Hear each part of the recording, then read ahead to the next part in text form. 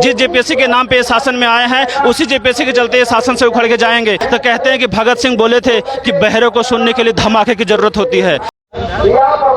झारखंड में जारी सियासी उथल पुथल के बीच बेरोजगार नौजवान एक बार फिर सड़कों पर हैं। जेपीएससी में पिछले 2 महीने से ज़्यादा समय से परमानेंट अध्यक्ष की नियुक्ति नहीं हो पाई है।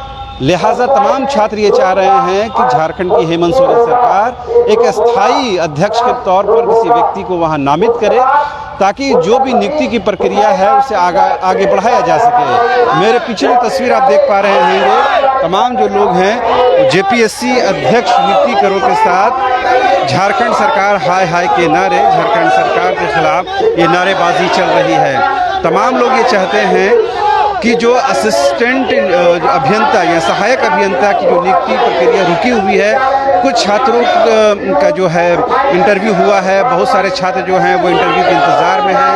इस बीच जेपीएससी में जो पूर्व अध्यक्ष थे जो अब हमारे बीच नहीं रहे, अमिताभ चौधरी साहब, उस दौरान उनकी नियुक्ति प्रक्रिया कोर्ट के आदेश द्वारा की गई थी, लेकिन फिर से कोर्ट ने इस मामले में हरी झंडी दी है। बावजूद इसके कहीं न कहीं इनकी नियुक्ति प्रक्रिया पूरी नहीं हो पा रही है, क्योंकि जेपीएससी में पिछले 2 महीने से ज़्यादा समय से अध्यक्ष नहीं है। ऐसे में जो कार्यकारी अध्यक्ष के तौर पर अजिता भट्टाचार्य को जिम्मेदारी दी गई है, जो जेपीएससी में बतौर सदस्य के रूप में कार्यरत हैं।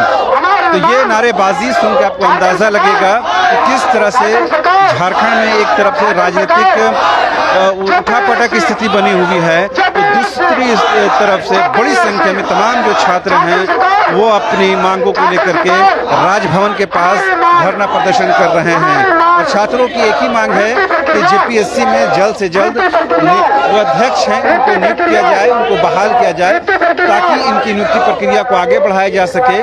सिर्फ इनकी नियुक्ति प्रक्रिया ही नहीं रखी हुई है, बहुत सारे जो ऐसे हैं जो कार्य हैं, जो कामकाज में प्रभावित हो रहे हैं। आप लोग क्या डिमांड लेकर यहाँ बैठे हैं और क्या लग रहा है सरकार तक आपकी बात पहुँच पाएगी या सरकार कुछ करने की हालत में है आज? देखिए, हम लोगों का यहाँ डिमांड है कि हमारा नियुक्ति है असिस्टेंट इंजीनियर 2005-2019 का एडवर्टाइजमेंट है, तो हम लोग मांग है कि हम लोग का प्रीलिम्स हो चुका है, मेंस हो चुका है, इंटरव्यू चल रहा था, बीच में हम लोग को रोक दिया गया है। और अब जब कोर्ट ने कंफर्म कर दिया ऑर्डर, हम लोग जीत चुके हैं केस, तो इसके बाद हम लोग की जेपीएससी का चेयरमैन नहीं है। हम लोगों ने सरकार के पास गया, माननीय मुख्यमंत्री से भी मिला, उन्होंने कहा 1 महीने पहले की बात, उन्होंने कहा कि 2 दिन में बन जाएगा चेयरमैन जेपीएससी का, लेकिन अभी तक जेपीएससी की अध्यक्ष नहीं है, खाली पड़ी है, जिसके कारण हमारी नियुक्ति अटकी पड़ी है। तो हम लोग सरकार से यही निवेदन है कि जल्द से जल्द चेयरमैन का नियुक्ति पूरा हो और हमारा इंटरव्यू जो प्रोसेस है वो कंप्लीट हो और जल्द से जल्द नियुक्ति पर दे दिया जाए। हम लोग अभी लग रहा है सरकार इस हालत में है कि कुछ आपकी बात सुन सके। सरकार देखिए हर काम का भी जो काम कर रही है, जैसे विशेष सत्र भी बुलाया जा रहा है, हर काम कर रही है। तो हम लोग का तो छोटा सा काम है, हम लोग का कोई बड़ा काम थोड़ी है कि यार चेयरमैन का नियुक्ति तो बस करवाना है। मतलब सरकार जब इतना कर रही है तो एक छोटा सा काम हम लोग का कर दे, यही हम सरकार से उम्मीद लगा के बैठे हम लोग। जो अभी जो कार्यकारी अध्यक्ष के तौर पर जो नामित हैं अजिता भट्टाचार्य, उनसे क्या जो कामकाज है वो पूरी तरह संपन्न नहीं हो पा रहा है? नहीं, सरकार जैसे परमानेंट चेयरमैन खोज रहा है, तो उनको नहीं लेने का मतलब लिया नहीं जा रहा, उनको परमानेंट चेयरमैन सरकार को चाहिए। तो परमानेंट चेयर अब 2 महीना हो गया है और हम लोग का इंटरव्यू जो हो चुका, मतलब समझिए 70% बच्चा का इंटरव्यू हो गया। तो इंटरव्यू रुकना कोई मामूली बात थोड़ी है, लेकिन इंटरव्यू रुका हुआ 2 महीना से, तो अब हम लोग कहाँ जाए बताइए। सरकार पर हम लोग देखिए फोटो है, हेमंत सोरेन जी से हम लोग मिले, लेकिन उन्होंने 3 दिन का आश्वासन दिया था, लेकिन अभी तक 3 दिन तो 1 महीना पार हो गया। आपको याद होगा पिछले दिनों ही जब विधायक रायपुर नहीं गए थे, तो उस दौरान आपकी दीपिका पांडे हुई, पूर्णिमा नीरा सिंह, अंबा प्रसाद मुख्यमंत्री से मिले और इन बातों को रखा। तो लग रहा है कि सरकार आपकी बातों को सुन पा रही है।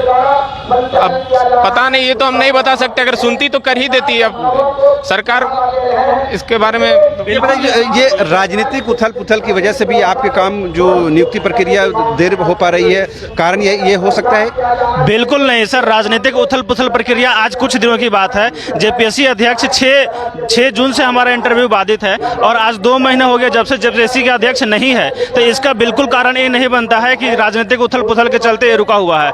हम उनकी प्राथमिकताओं में आते हैं या नहीं, सबसे बड़ा विषय ये है कि जेपीएससी जो एक संवैधानिक संस्था है और उसका एकमात्र आयोग जो सारे परीक्षाएं कंडक्ट कराती है, उसका अध्यक्ष नहीं है। यही हेमंत सोरेन जो जब ये मुख्यमंत्री में नहीं थे तो जेपीएससी को लेकर के कितनी बातें करते थे, और उनके लिए एक व्यक्ति का नाम नहीं आ रहा है कि वो जेपीएससी के लिए अध्यक्ष को नियुक्त कर सके।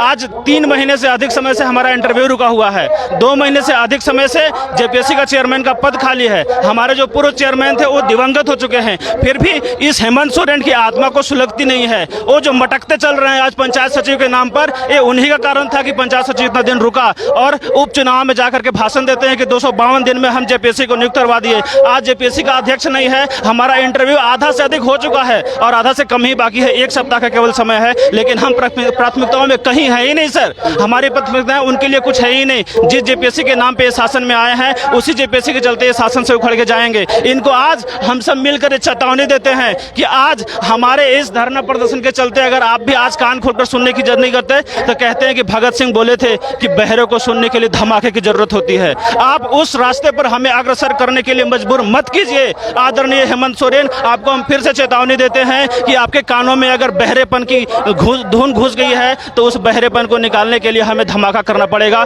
तो हम उसके लिए भी आएंगे। ये हम अधिकार मांग रहे हैं, हम आपसे भीख नहीं मांग रहे हैं। हम अपनी स्थितियों का रोना रोकर आपसे नहीं कहना चाह रहे हैं कि आप जेपीएससी की नियुक्त कीजिए। हमारी निराशाओं का समंदर को समझने की कोशिश कीजिए। हमारी निराशा ये नहीं है कि हमारी प्रक्रिया पूरी नहीं हो रही, हमारी निराशा ये है कि जेपीएससी को तो नियुक्त कर दो। अगर जेपीएससी के भी हम निराशा का सागर के कैसे बताएं? हो सकता है कि सीएम भी अगर कुर्सी गिर जाती है तो हमें चुनाव आयोग के सामने जाना पड़ेगा, हमें राज्यपाल के सामने जाना पड़ेगा कि यहाँ पर चुनाव कराओ और विधायक लाओ और सीएम करो। फिर राज्यपाल भी अगर नहीं करेंगे तो आप अजीता मैम की बात कर रहे हैं, उनके पास कार्यभार की एक भी शक्ति नहीं है। आप याद रखिए, अजीता मैम से हम लोग लगातार संपर्क में हैं, लेकिन वो एक शब्द कहने को तैयार नहीं है, possibility can't be ruled out. उनका एक ऐसा सेंटेंस है जो हम लोग को हमेशा धंसते रहता है कि possibility can't be ruled out. हम संभावनाओं में कहाँ तक जीते रहे? संभावनाओं में मौत और जीने को लेकर के हम मतलब ये युवा पीढ़ी है सर, हमारे घर चलाने के लिए हमारे पर जिम्मेदारी आती है। हम उस जिम्मेदारी को किसी भी तरीके से संपन्न नहीं कर पा रहे हैं और आज हेमंत सोरेन को हमें याद रखना चाहते हैं।